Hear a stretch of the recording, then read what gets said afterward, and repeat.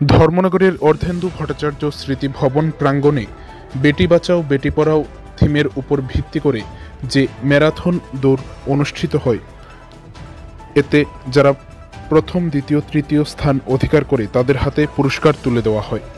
7 ফেব্রুয়ারি শুক্রবার সকাল আনুমানিক 10টা নাগাদ এমনই দৃশ্য পরিলক্ষিত হয় উত্তর ত্রিপুরা জেলার জেলা সদর ধর্মনগর শহরের অর্ধেন্দু ভট্টাচার্য স্মৃতি ভবন প্রাঙ্গণে।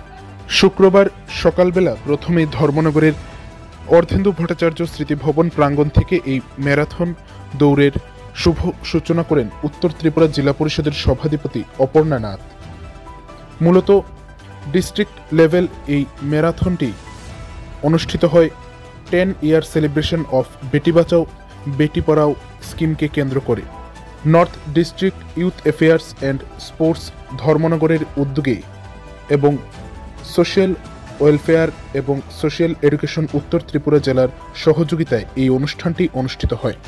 এই অনুষ্ঠানে যারা উপস্থিত ছিলেন তারা হলেন উত্তর ত্রিপুরা জেলা পরিষদের সভাধিপতি অপর্ণা নাথ, ধর্মনগর পুর পরিষদের চেয়ারপারসন মিতালি রানী দাস সেন, মহকুমা শাসক সজল দেবনাথ, জেলা যুব ও ক্রীড়া বিষয়ক দপ্তরের আধিকারিকগণ সহ অন্যান্যরা।